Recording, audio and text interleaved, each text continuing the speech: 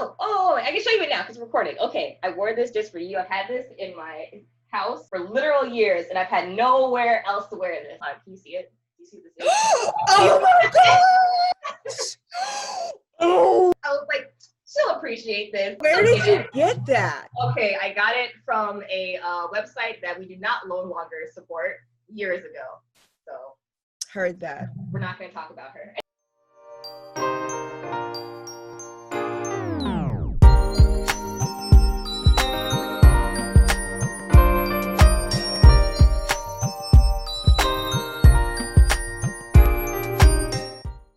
Hi, I'm Skye. Welcome to my channel. Today is the start of a new series where I'll be interviewing different content creators within our community. And today I am joined by the lovely, the macabre Xero Gravity. Ooh, the macabre. Oh, yes. Ooh, fancy. Thanks for having me. Oh, thank you for being here. Even if I'm not super deep into like the horror scene itself, I just like seeing that you're able to do a bunch of different things in it and how you integrate it into different avenues. And to me, that's extremely inspirational. Thank you. Yeah, of course. So one of the things I wanted to ask you about, because of course it is October, it is the month for spooky stuff.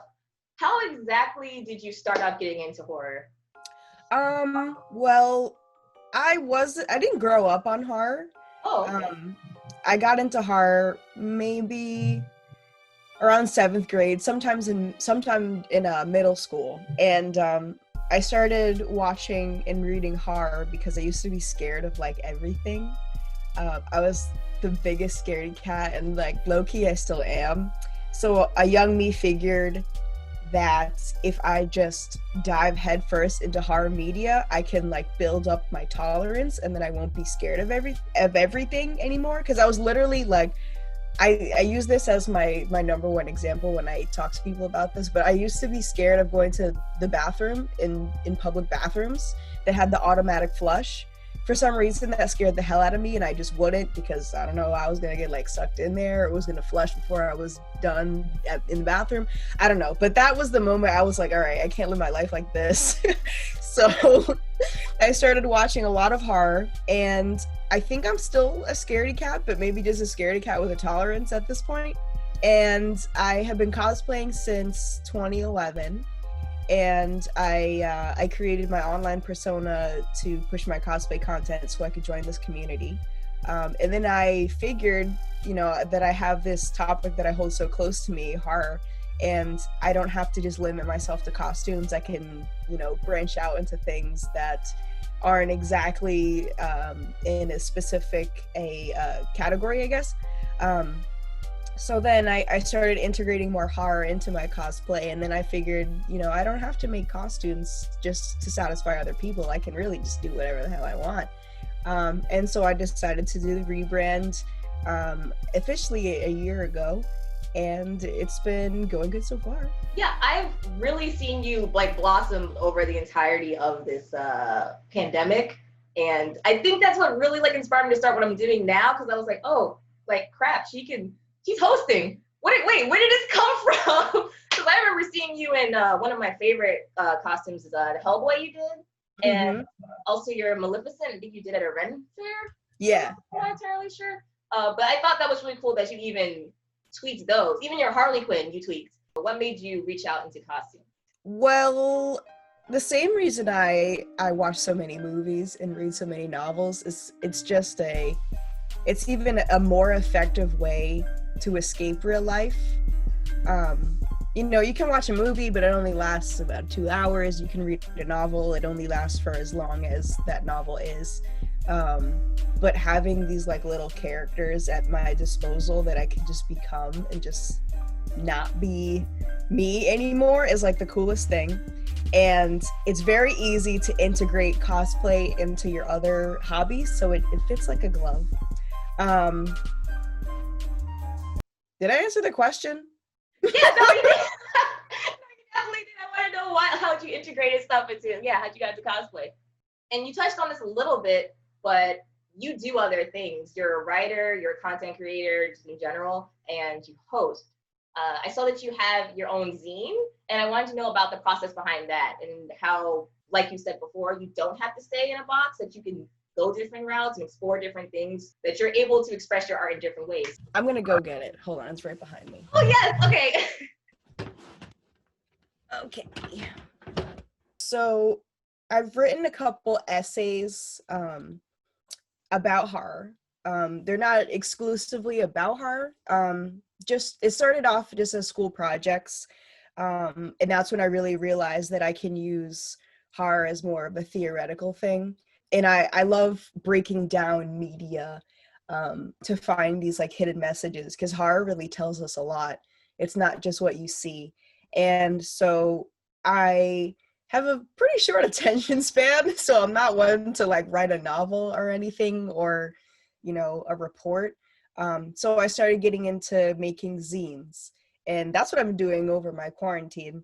And I think this had to do with me like really discovering the term content creator, because that could mean like anything, you know, you create stuff that people enjoy, and you don't have to limit yourself to just one thing. So I started making zines, and this was the first zine that I made.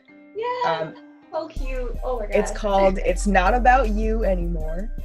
And basically it's a zine that I constructed after watching one of my favorite documentaries, the Horror Noir documentary, which discusses Blackness, the history of Blackness in horror film, which is like the coolest thing. And I think I would consider that my brand. So I made this one copy. I spent a lot of time on this, and I shared it on my Instagram. This was just kind of a personal quarantine project of mine. And people were really interested. And that's when I realized that I just didn't have to use one avenue for my creativity. And people are interested in this kind of stuff. So I made a mini version. Yes, I love that photo. Yes, download. Yes. So it's the shrunk down version of my original zine, and it's super cute. It's a little different, but I never really thought that people would appreciate such different avenues of content from a single creator. But I am now learning over the quarantine that it's not always people just gravitate towards a topic.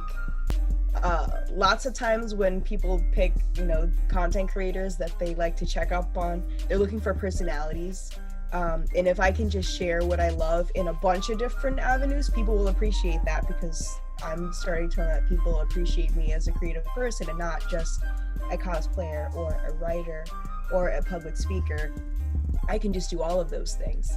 And I'm really pleased with the feedback that I've gotten on my zine. So I've started a couple others that are in production right now, but my head is all over the place. So they'll come out eventually. Okay, yes, I'm looking forward to those. Those will be great. Like what you just said about you being able to go in different avenues.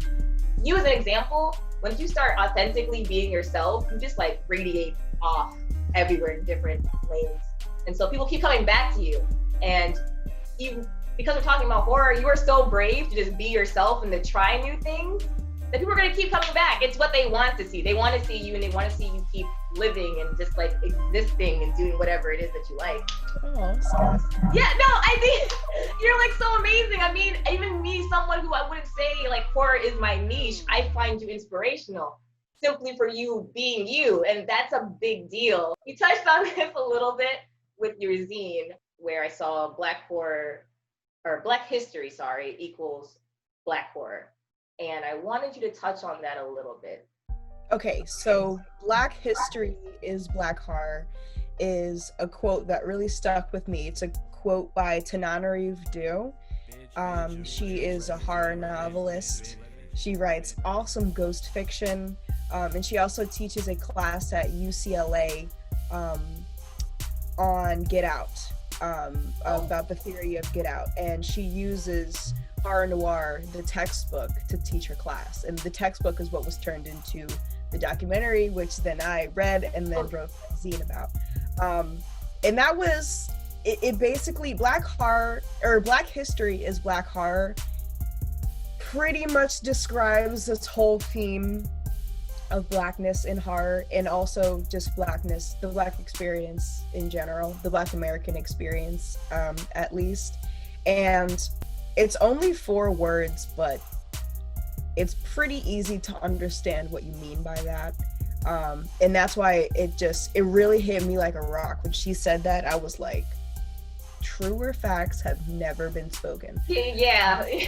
And it's true. I don't think there's anyone out there that can disagree, but, you know, add a couple monsters, a couple vampires, then the whole Black American history can kind of be read like sci-fi horror.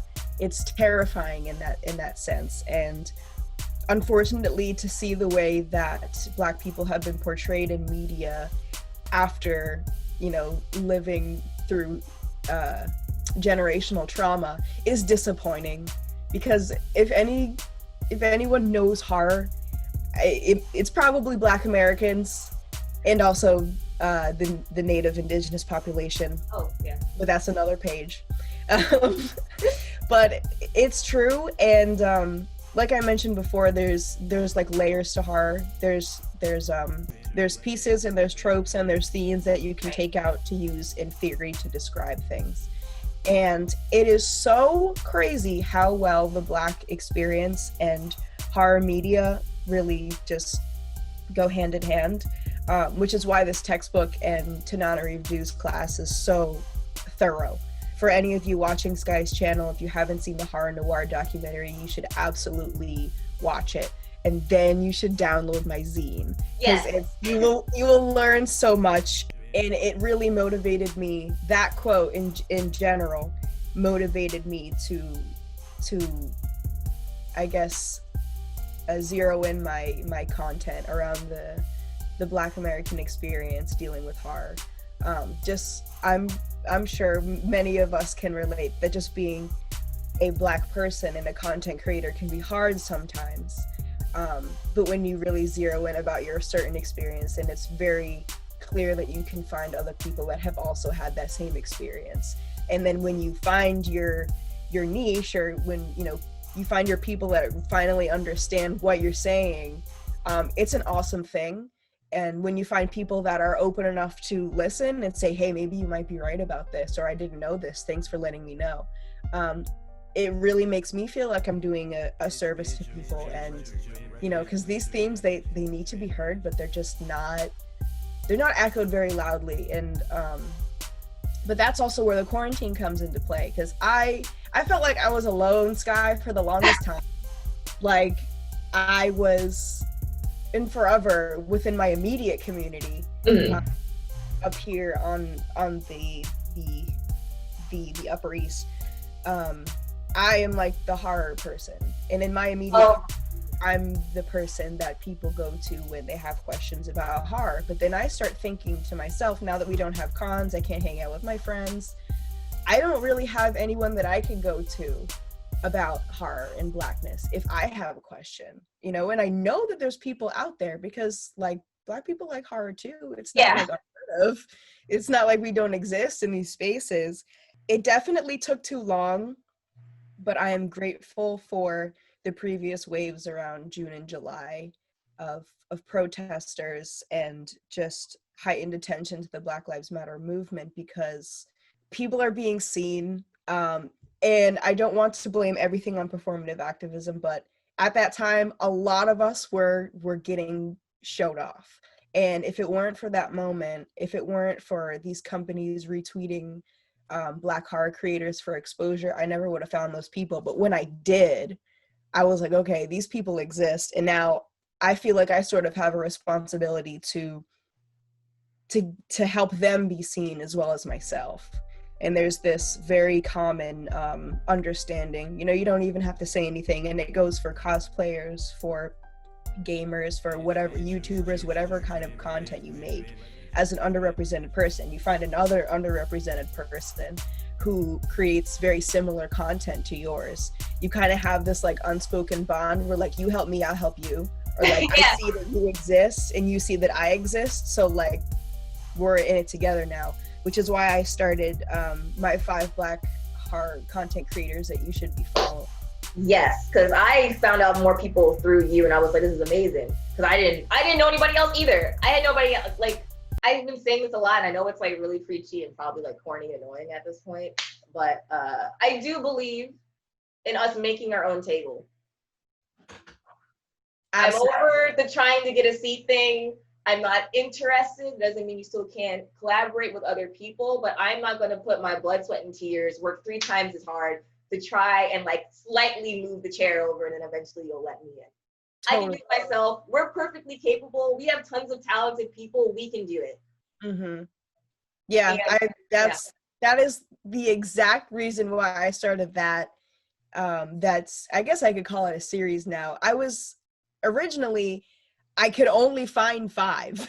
So that's why it's been 5. That was 5 more than I knew. So like, I was like, I saw it. I was like, this is great. I didn't know.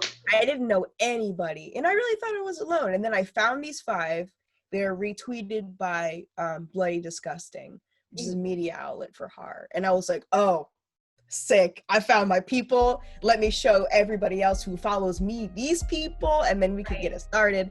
And that was going to be my contribution to my immediate community in the beginning. And then I posted that 5 Black horror creators that you should be following, and then I found 10 more, and I was like, okay, I gotta do it again. So I made a part 2, and then I found another 10 after that. And so my original idea was to make this post, then my next idea was to make it like a 3-part series, and now I don't really see myself stopping because I'm just finding more people, and that really just goes to show how important exposure is. And it's not about whether your content sucks or not. It's solely about the fact that this algorithm is out here to get us, and we need to help each other. The actual serial killer out here. So the fact that you're even sharing those 5, those 10, those 30 people, and you continue to do so, like, it might not be for everybody. The content quality, like as in like the video and the audio, might not be where other people think it should be at, but they can improve those things. Mm-hmm. They're out there already. And just seeing that will inspire some other Black, brown kids to get up and also be interested in those topics, that they can have access to those topics, and that they're not some weird outcast. I mean, nothing wrong with being weird. It is what it is. But you can go ahead and you can actually feel confident and have this like external validation that it is for you. Mm-hmm. Or and nobody has to sit you down either. Nobody has to sit you down and like, hey, I promise you, you're worthy. You just have to believe it. Like you don't even need all that. All you need to see is, people like yourself who do the same thing as you, that have the same love as you, because that's really what it's all about. You just need to see it. And I will quote Blackula until the end of time as one. Oh my God, Blackula! I have it downstairs in my house. Yeah. There's one scene in Blackula where, okay, so obviously vampires don't have reflections, right? They can't see themselves. And I might be like stretching this interpretation, but there's a scene where he's like trying to look in the mirror, and he's like, man has got to be able to see himself. And I was like, do it again. I'm saying man has got to be able to see himself. And really that's all it takes. A lot of the time you don't need somebody above you to pep talk you up. You just need to have, a community, even if you don't know them personally. But you need to see what you could potentially be capable of. Because if you can't see it, then it's significantly harder to imagine yourself in those spaces. And I just wish that a lot of these Black horror creators, and it's like no shade to white people, but it's like you don't have to follow every single white person in horror media in order to earn your space at the table. And if they're not willing to support you the way that they support other horror content creators, then you don't really need to be sitting at that table at all. You need to find your own, not idols, but people similar to you in order to see what you can do better. And I definitely have grown after finding a lot of these horror creators, like Bobby Torres, I love. He does YouTube, Horror Movies and Beyond, Evo Trez. She's amazing. And so that's why I've started doing more like podcasty and panelist stuff. Like I never would have done that before, but I see these guys doing it, killing it. They have guests, friends on their show, and it's just the coolest thing. And I'm like, wow, I could probably do that too. Oh, are you familiar with Mortal Kombat? Yes. Okay, so you know how there's like little horror people in there as like guest characters? Yeah. So you know how we have Yes. the Justice and they have the DC version of it, and they were like, so the idea was they were gonna make an entire horror fighting video game. I don't know if NetherRealm dropped that or not, but if the game did exist, what 3 people would you want to see in the game and why? Okay. Ooh, that is such a good question. It's like, who would I main? I don't know. Right, that's what I was thinking of. So let me tell you, I have an idea. Okay. Hear me out. Carrie. I would want Carrie in the game. Oh, she would dominate. Yes. Okay. So she would be a definite, like, obviously she would have like the Oh, telekinesis. Yeah. So she would have like awesome telekinesis, and I want, if there was like a super special ending move, for there to just be like semblance of blood bending. I feel like she'd be. I was just going to say that. I was really just going to say she's a bloodbender. Like what's her face? So we're on the same page. So I would want that, and my husband is Jason, so obviously I would name him. Love me some Voorhees. That is my king. Obviously he's invincible at this point, so yeah, top tier, and they would be broken, and no one would let me use him in any tournament. Okay, I am going to pick. I want Candyman, just because I'm thinking like bees, like some special attack. Release the bees. Release the bees, and he just like be my victim, and then bees would be really cool. Okay, Candyman, yes. Okay, Candyman. I would also like to see. You know what would be really gnarly? Would be the freaking monster from Stranger Things. Would be insane. Oh, yeah. The Demogorgon. Okay, yeah, no, that was really pretty. I feel like different colors about it. So aesthetic. Demogorgon would be insane. And let's see, one more. I'm gonna go with. Let me look at my room. You have your character selection right there. You're fine. I'm going with Jeepers Creepers. The game has now been defunded. It's canceled. We're done here. Jeepers Creepers. There's certain horror movies I do not mess with. I don't know why that one in particular messed me up. We're done. I'm not playing it. We're good. Never mind. You have inspired me so much with everything you're saying. I actually went ahead and I donated to Afrotectopia. They're an organization that is New York based. They have an annual media festival, and they host a summer camp for Black children. So I love that. Yeah, they're super cute. Please look them up. They specialize in art, design, filmmaking, technology, and also activism. And I feel like it was kind of like on your wavelength of something that we can keep pushing forward. And one of my main goals in doing these interviews is sharing other people's community, and then also giving back to it monetarily, because money does help. You're really uplifting me, and I'm sure you're gonna uplift many of our viewers out here. So thank you so much for everything. Thank you so much for doing this video. Do you have anything to plug, by the way? You can follow me on most social media at Xero Gravity. Thanks, Skye, for having me. I had a really good time, and I love your content too. And I'm so excited for your YouTube channel to grow. I loved your horror manga video, obviously. Oh, wait! Stop everything! Stop! I'm taking the donation back. No, I'm joking. I meant to ask you. I made my own little video for anime. What's a horror anime you actually recommend? I forgot that. Oh, well, Corpse Party. My favorite horror anime is High School of the Dead. Let's see. The Mantis Woman is another good manga. It's an anthology. I'm switching between manga and anime now. Parasite, perfect.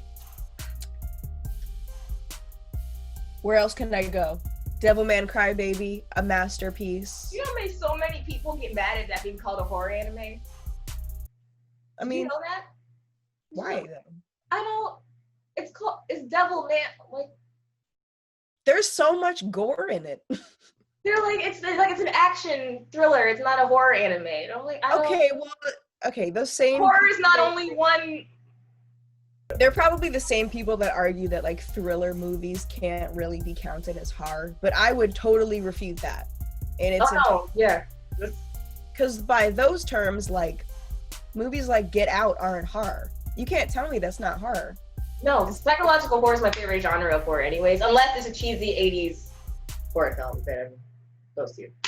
Yeah. Well, psychological horror always hits, and I would definitely consider Devilman Crybaby a thriller, and a thriller with tons of gore. So what about that doesn't scream horror to you? You know, and it's demons.